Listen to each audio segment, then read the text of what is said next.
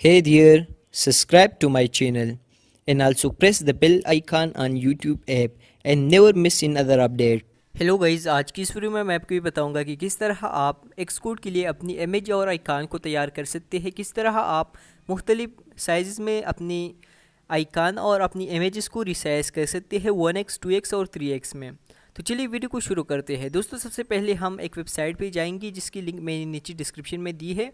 तो सबसे पहले आप अपना ब्राउज़र ओपन कर लें और icon.co पे जाएँ। ये लिंक मैंने नीचे डिस्क्रिप्शन में दी है, आप वहाँ से भी ओपन कर सकते हैं।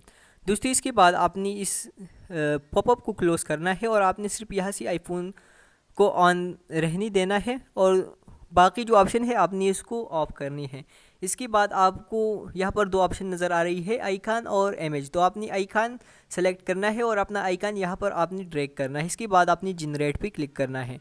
दोस्तों, इससे आपको एक ज़िप फाइल मिलेगी, एक ज़िप फाइल जनरेट होगी। तो आपने इस ज़िप फाइल को ओपन करना है। तो मेक में सिंपली आप इस पर डबल क्लिक करें तो ये ओपन हो जाएगा और यहाँ ये फ़ोल्डर आपको नज़र आ रही है।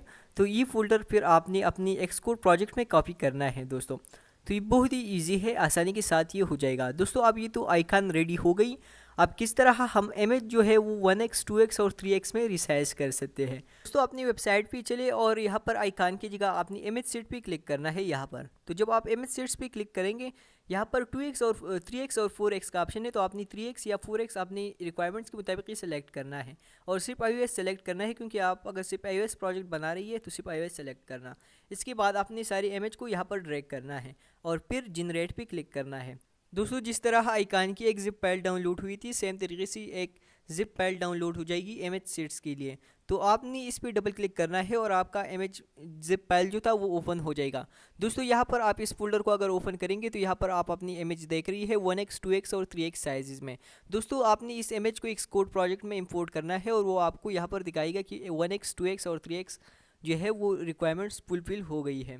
दोस्तों, उम्मीद करता हूँ कि आपको ये वीडियो पसंद आई होंगी। अगर आपको ये वीडियो पसंद आई है तो इस वीडियो को लाइक करें, सब्सक्राइब करें, साथ ही बेल आइकन को दबाएं ताकि आपको लेटेस्ट वीडियो की नोटिफिकेशन सबसे पहले मिलती रहे। Thank you guys, thanks for watching.